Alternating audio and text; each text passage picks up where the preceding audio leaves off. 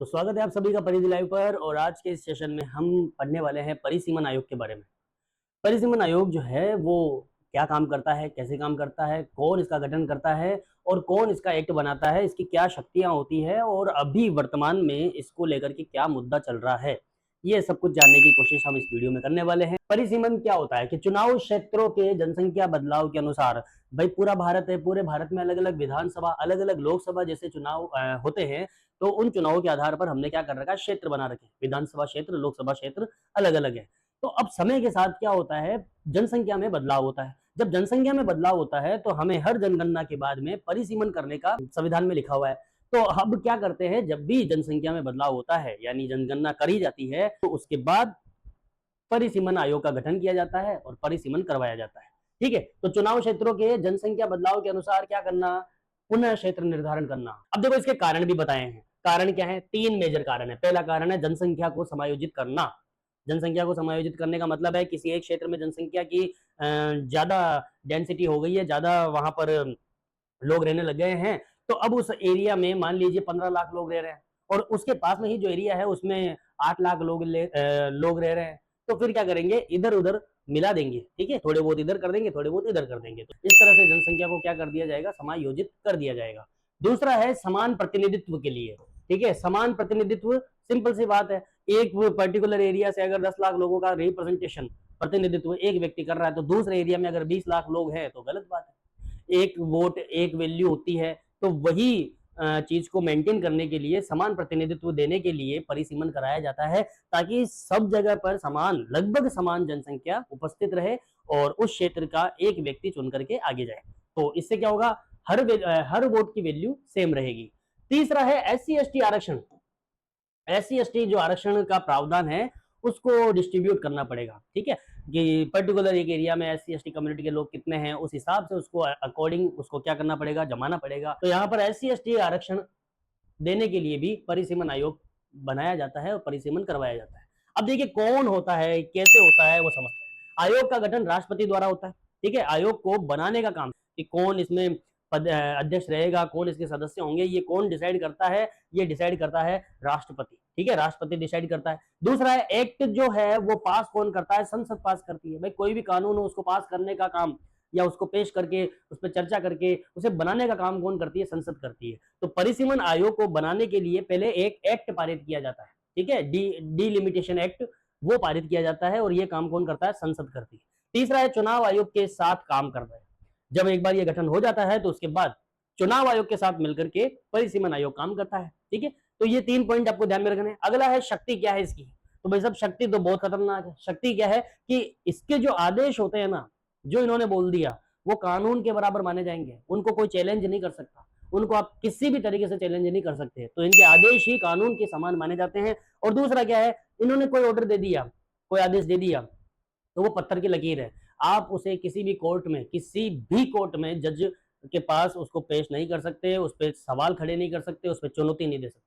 तो भैया इन्होंने जो कह दिया वो फाइनल है। अब इससे जुड़े हुए कुछ अनुच्छेद देख लो, कौन से अनुच्छेद है। तो देखिए भैया कि एक तो है आपका अनुच्छेद 82, एक है 170, 327, 329।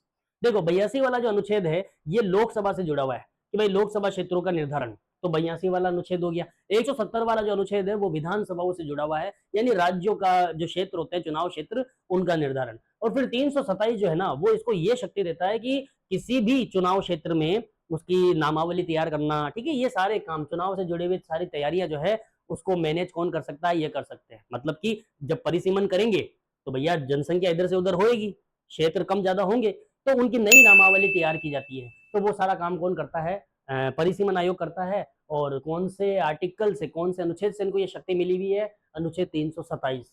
फिर उसके बाद में 329। 329 उनको ये शक्ति देता है कि इनके दिए हुए आदेश को किसी भी अदालत में चैलेंज नहीं किया जा सकता।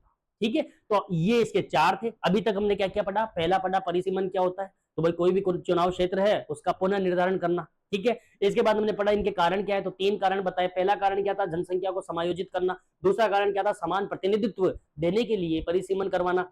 तीसरा क्या कारण था, SC ST आरक्षण है उसे सही समान तरीके से देने के लिए इसका प्रावधान है। फिर इसके बाद में कौन होते हैं, तो भैया आयोग का गठन जो है वो राष्ट्रपति द्वारा किया जाता है। एक्ट पास कौन करता है? संसद करती है, चुनाव आयोग के साथ मिलकर के ये काम करती है। शक्तियां क्या क्या है? शक्ति तो ऐसी है कि आदेश जो दे दिया वो कानून के बराबर माना जाता है, उसको कोई चैलेंज नहीं देता है। इसके अलावा आदेश को किसी भी कोर्ट में ले जाकर के, किसी भी अदालत में जाकर के चैलेंज नहीं किया जा सकता। फिर इसके बाद में हमने पढ़ा अनुच्छेद कौन से हैं, तो अनुच्छेद 1 तो हमें मिला 82। लोकसभा वाली जो सीटें होती है या लोकसभा जो क्षेत्र होते हैं उनका निर्धारण ये कर सकती है। इसके बाद 170 वाला, ये विधानसभाओं से जुड़ा हुआ है, विधानसभा क्षेत्रों की सीटों का निर्धारण ये कर सकते हैं। 327 वाला कहता है कि चुनाव की जो तैयारी होती है, नामावली होती है, किसी क्षेत्र में जो बदलाव होते हैं, वो सारी तैयारियां कौन कर सकती है? परिसीमन आयोग कर सकता है। इसके बाद में 329 ये कहता है कि इनके किसी भी आदेश को अदालत में चैलेंज नहीं किया जा सकता। ठीक है, तो ये इनके शुरुआती चीजें थी। अब अगली देखो, अब इसके सदस्य कौन कौन होते हैं, तो देखिए मुख्य सदस्य जो है इनके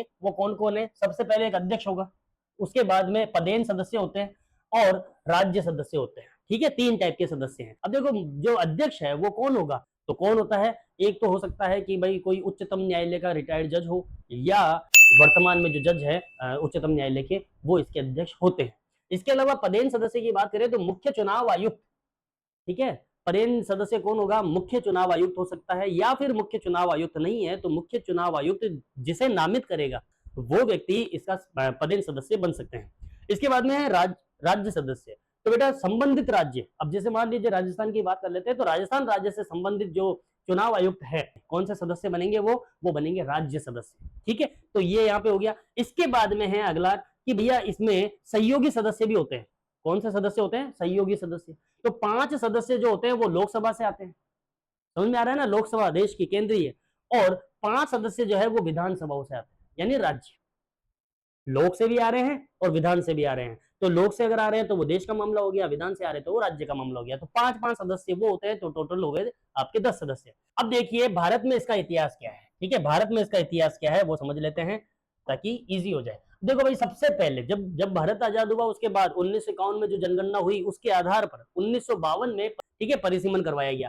1952 का एक परिसीमन हुआ। उसके बाद में 1961 की जनगणना हुई तो 1963 में परिसीमन हुआ। उसके बाद में 1971 में जनगणना हुई तो 1973 में परिसीमन हुआ। अब यहाँ पे आपको ये ध्यान देना है कि 1973 वाला जो परिसीमन हुआ है उस परिसीमन में 543 सीटें निर्धारित की गई थी। कितनी सीटें?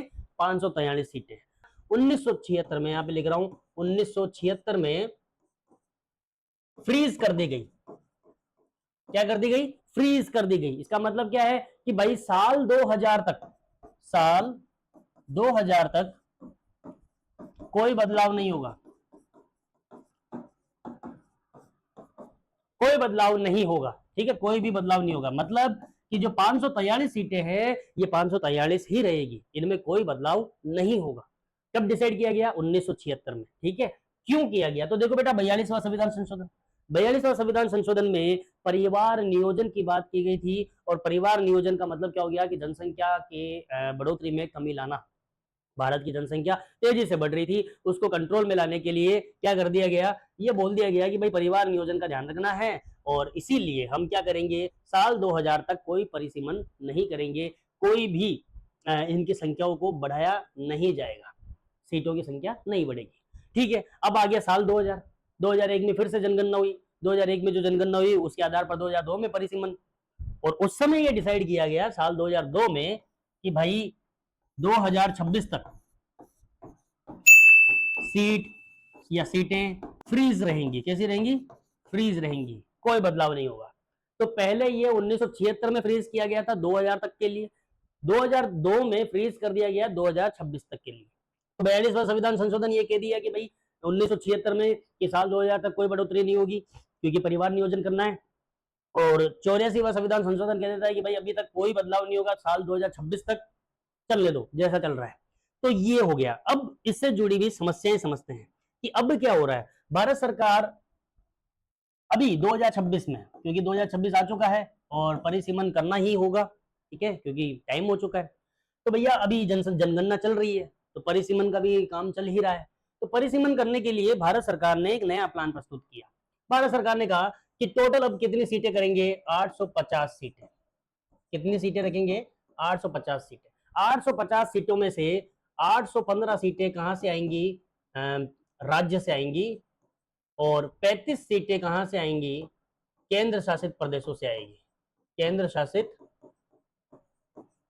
प्रदेश। तो टोटल हो जाएगी आपके 850। ठीक है, ये हो गया। अब भारत सरकार ने, अभी जो भारत सरकार है उसने क्या किया है, उसने एक और चीज डाल दी है, नारी वंदन अधिनियम। नारी वंदन अधिनियम। अब ये नारी वंदन अधिनियम जो है ये कह रहा है कि वुमेन्स को 33% आरक्षण सीटों में। अब यहाँ पे एक शानदार गेम हुआ है ये वाला, ठीक है, कौन सा वाला, ये नारी वंदन अधिनियम क्या है ये? इसका मतलब है कि महिलाओं की प्रतिनिधित्वता बढ़ाने के लिए भारत सरकार ने उनको 33% आरक्षण देने की बात कही है, समानता लाने के लिए। कहां पर? इन 850 में से। सही बात है ना? हाँ। लेकिन साउथ इंडिया और नॉर्थ इंडिया में इस बात को लेकर के मच गया है घमासान। अब वो घमासान क्यों मचा है? साउथ इंडिया के राज्यों का कहना है कि भारत सरकार जो ये नारी वंदन अधिनियम 33% और सीटों को 850 सीटें करना चाह रही है, इससे क्या होगा, इससे साउथ इंडिया का जो प्रतिनिधित्व है वो कमजोर हो जाएगा। कैसे कमजोर हो जाएगा? क्योंकि 1976 में जब परिवार नियोजन लागू करवाया गया था, तब साउथ इंडिया के राज्यों ने क्या किया, परिवार नियोजन को बहुत अच्छे तरीके से लागू करवाया, जिसकी वजह से वहां पर जनसंख्या स्टेबल रही, ज्यादा नहीं बढ़ी। ठीक है, और वहीं पर नॉर्थ इंडिया में क्या हुआ, धूमधानी कर दी। नॉर्थ इंडिया में जनसंख्या बहुत ही ज्यादा बढ़ी, जिसकी वजह से नॉर्थ इंडिया में क्या हो गया है, जनसंख्या का एक तरीके से ज्यादा जमावड़ा हो चुका है। वहीं पे साउथ इंडिया में जनसंख्या नॉर्थ के मुकाबले कम है। तो इसका मतलब ये हो गया कि परिसीमन जब होगा तो ज्यादातर सीटें किधर जाएगी? नॉर्थ इंडिया में। कम सीटें कहां जाएगी? साउथ इंडिया में। पॉइंट तो जायज है भाई, जनसंख्या के आधार पर ही तो सीटें निर्धारित होती है। तो जहां पे कम जनसंख्या है वहां पे सीटें कम होंगी, और जहां पे ज्यादा जनसंख्या है वहां पे सीटें ज्यादा होंगी। स्पेशली अगर आप देखें तो जो हमारे जैसे उत्तर प्रदेश हो गया, यूपी, एमपी, राजस्थान, ये जो राज्य हैं, बिहार, ये जो राज्य है यहाँ पे जनसंख्या बहुत ही ज्यादा है और यहाँ पर सीटें भी ज्यादा बनेंगी। तो इसका मतलब है साउथ इंडिया के साथ क्या हो गया है? धोखा हो गया है। ऐसा कौन कह रहा है? साउथ इंडिया कह रहा है। जो गृह मंत्री है उन्होंने संसद में आकर के इसका जवाब दिया। उन्होंने कहा कि देखिए, साउथ के राज्य जितने भी हैं जो डर रहे हैं, डरो मत, क्योंकि पहले जो 543 सीटें थी उनमें से 24% सीटें आपके पास थी। जो 850 सीटें हो जाएगी तो इनका भी 24% हिस्सा ही आपके पास रहेगा। आपकी आवाज को कोई नहीं दबा रहा, ये अमित शाह जी ने कहा। अब आप बताइए कि इसके पीछे गेम क्या है। हालांकि साउथ इंडिया के राज्य ये कहते हैं कि भाई यहाँ पर एक गड़बड़ ये है कि इन्होंने 850 सीटें इस तरह से बनाई है कि ज्यादा से ज्यादा फायदा कौन सी पार्टी को मिलेगा? बीजेपी को मिलेगा। कैसे मिलेगा? कि देखो, सबसे ज्यादा जनसंख्या किन राज्यों में बढ़ी है? इन हिंदी भाषी राज्यों में। कौन से राज्य है? हिंदी भाषी राज्य। अब ये हिंदी भाषी राज्य जो है, यहाँ पर सबसे ज्यादा पार्टी कौन सी चलती है? बीजेपी चलती है। तो जब यहाँ पे सीटें ज्यादा होगी, यहाँ पे बीजेपी चलती है, तो सबसे ज्यादा सीटें कौन जीत के आएगा? बीजेपी जीत के आएगी। तो डायरेक्ट फायदा हो रहा है ना बीजेपी को। देखो, दूसरा पॉइंट ये है कि इनका नुकसान भी है बीजेपी का, कि अगर ऐसा कुछ होता है, बीजेपी ने अगर ऐसा कुछ सोच रखा है, तो बीजेपी को नुकसान ये हो जाएगा कि उनका जो मिशन साउथ है, क्योंकि काफी टाइम से आप देख रहे होंगे कि बीजेपी कोशिश कर रही है साउथ इंडिया में अपने कदम जमाने की, वहां पर भी अपनी सरकारें बनाने की, लेकिन वो उस प्लान को धक्का लग जाएगा अगर ऐसा कुछ होता है। अगर वहां की साउथ इंडिया की जनता को ये लगता है कि बीजेपी जो है वो इस तरह से धोखेबाजी कर रही है, तो वो बिल्कुल भी उनको सपोर्ट नहीं करेंगे और बीजेपी फिर वहां पे कभी भी अपने पैर फिलहाल नहीं जमा पाएगी। तो ऐसे में हम देख रहे हैं कि बीजेपी का फायदा भी है और नुकसान भी है। तो सच्चाई क्या है, क्या रीजन है, परिसीमन को क्यों एक्सेप्ट नहीं किया जा रहा है, क्यों 850 सीटों को एक्सेप्ट नहीं कर रहे हैं, और क्यों सरकार 850 सीटें बनाना चाह रही है, ये आप अपनी राय कमेंट सेक्शन में डाल सकते हैं। वीडियो को पूरा देखने के लिए धन्यवाद। हमसे जुड़े रहिए और पढ़ाई करते रहिए और बच्चों को सपोर्ट करिए, स्टूडेंट्स को सपोर्ट करिए। जय हिंद, जय भारत।